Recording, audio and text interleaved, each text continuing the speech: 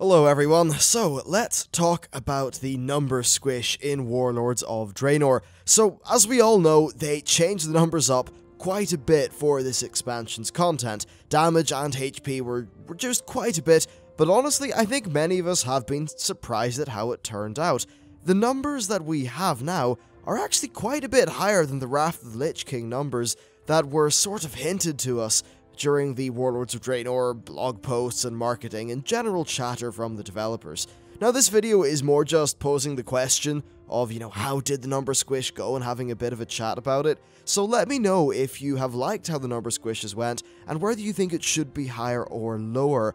Also, I don't have that much PvP experience in this expansion, so if you are a PvPer, I'd be really interested in hearing how the doubling of players' health pools in relation to the damage has panned out, because I've certainly heard some mixed feedback from the PvP community just from passively listening in on various streams and reading the odd forum. But anyway, let's get back on topic.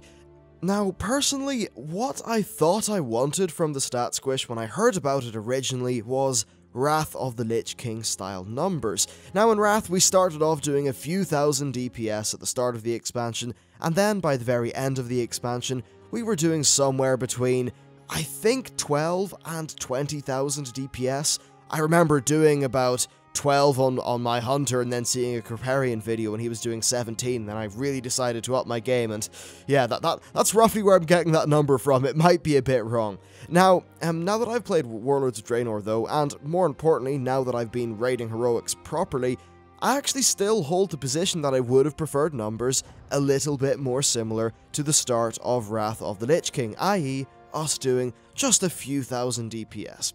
Currently I'm item level 669, and I'm doing about 30,000 DPS, and in fully Blackrock Foundry gear, many classes actually sim between 40 and 50,000 DPS, and bear in mind that those sims are in a patchwork style fight, so for many fights where you can multi-dot and do various little padding tricks like that, you could actually be doing quite a bit more than 50,000 DPS if you're playing your cards right. That said, I don't condone padding for the sake of inflating your own numbers, but if it's an AoE fight where multi-dotting and all that stuff helps you out, then absolutely do that. Get more shiny numbers and inflate your EP, because hey, that stuff's fun. Now, what we see though is that the numbers are already inflating to a pretty crazy degree. I mean, we started off this expansion doing about 15 to 17k DPS. Now that we're in some raid gear, we're doing, 30. When we're in fully Blackrock gear, we're going to be doing 40 to 50, maybe even a little bit more DPS if it's the right fight. That is a really, really big increase. And I think that starting off our DPS at a bit of a lower level would have allowed for there to be a bit more longevity in the DPS numbers before they actually start to get towards the levels of Mists of Pandaria craziness that, I mean, sure, they weren't catastrophic, it wasn't game-breaking, but certainly I do prefer the lower numbers. Even right now, I do prefer doing 30,000 DPS over doing, I don't know, 250, 300k. That was just weird in my opinion. And frankly, by the end of this expansion, assuming it's only 2 raid tiers, we'll probably be topping 100k DPS pretty handily. Now, that really does not leave much room for the next expansion's DPS numbers to grow without getting absolutely absurd, which is a kind of interesting thought, because Blizzard did want to push a little bit of a hard reset on the damage numbers, and it doesn't seem like it's really going to last that long. Though, when we do talk about all of this, there is one very important thing to consider and discuss, and that is item levels. They are very different now than how they were back then. In Wrath of the Lich King, item level 200 was the very first level of endgame gear that you could get from dungeons, and 25-player heroic ICC gear, which was the highest item level stuff, was item level 277. So overall, you had an increase of 77 item levels during that expansion. Now let's compare that to Warlords of Draenor and Mists of Pandaria. In this expansion, the item level is, the base item level is 630, and Blackrock Foundry Mythic gear is 695.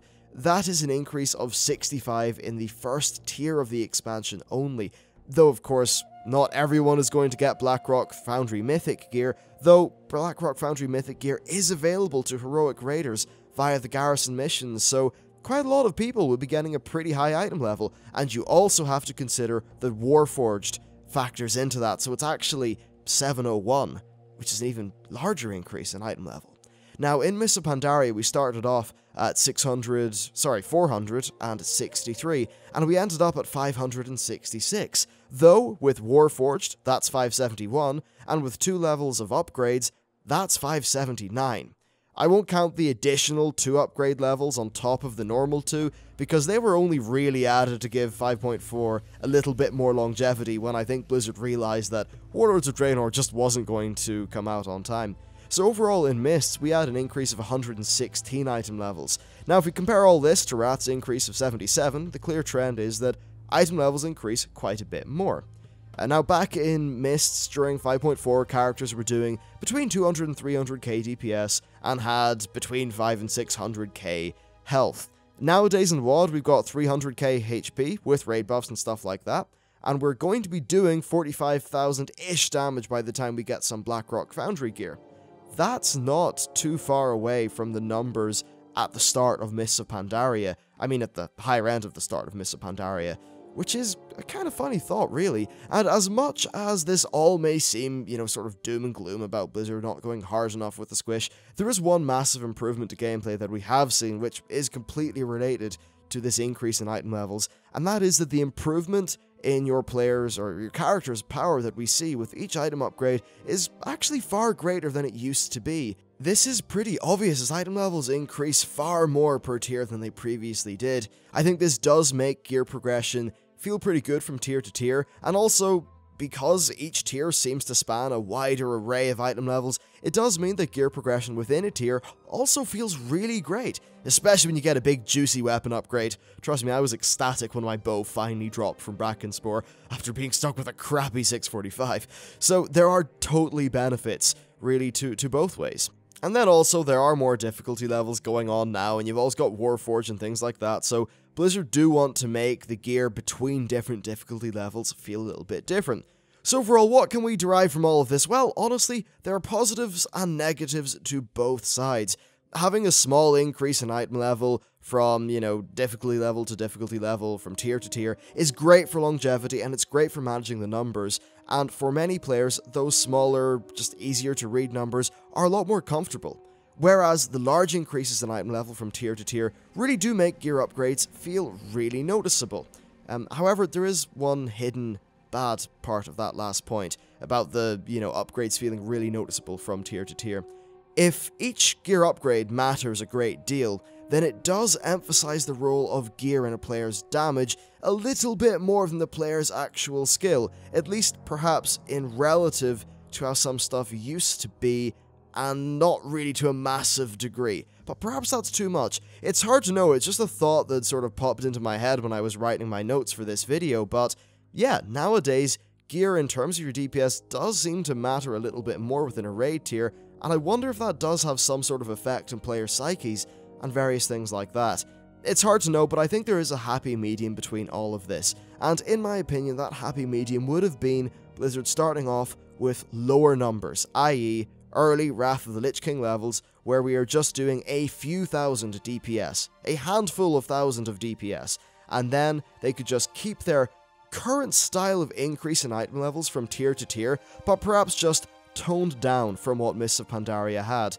That way I think they could probably, get it so they could last a good 2 expansions of very comfortable numbers, or maybe even 3 expansions if they were to let the 3rd expansion get to MOP levels of numbers, whereas right now, I think that by the time the next expansion comes out, and maybe halfway through that expansion, we might be back to crazy numbers unless they do another Squish at the end of Warlords of Draenor, which frankly I don't think is a good idea. Using a Squish as a band-aid at the end of every expansion would be very silly, and I think it would be a little bit confusing and bizarre for player progression, so we'll just have to see really how this all pans out. Still, I thought this was a bit of a fun topic to consider now that, we've had a bit of time to wait and let the dust settle on it. But I suppose in conclusion, I'm perhaps a little bit worried that, despite Blizzard making such a big headline out of the number Squish, they might actually relive their past problems sooner than they'd like. Still though, for now, I am happy about the Squish. I'm definitely more happy with the Warlords of Draenor numbers than I was with the Mists of Pandaria numbers, and I think the game does feel really good to play right now, so all's good, but maybe Blizzard will have a bit of a fun time dealing with all of that stuff in the future. Anyway, be sure to let me know what your thoughts are, thank you very much for watching the video, and I'll see you next time.